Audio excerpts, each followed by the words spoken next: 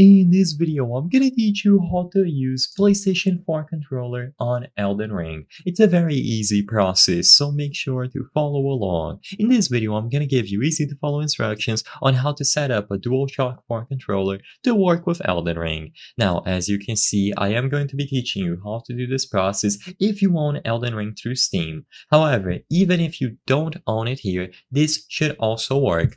So I'm going to show you two methods, one for inside of Steam and one that works both for Steam and outside of Steam.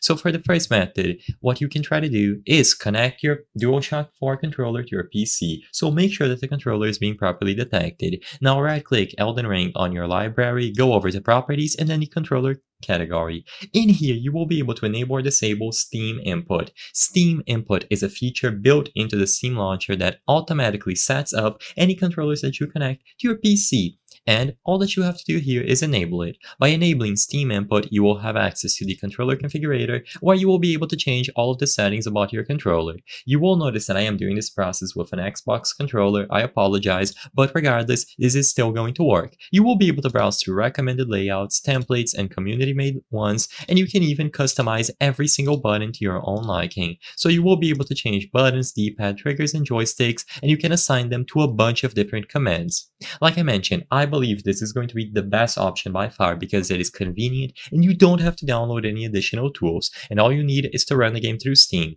So enable Steam Input, open the game and see if it works. If it doesn't work, you can actually do the opposite and disable Steam Input, as weird as that may seem, and then see if it works.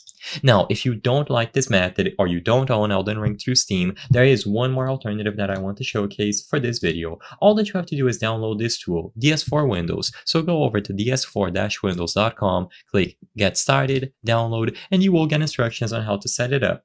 But to keep it short, you just have to extract it somewhere, open this executable file, and this will give you the tools that you need to run in the background. Install the necessary drivers, and then you will be able to set up a profile for your PlayStation 4 controller. As long as you let this run on the background, it is going to translate the PlayStation 4 controller inputs into inputs that Elden Ring and other PC games can understand better.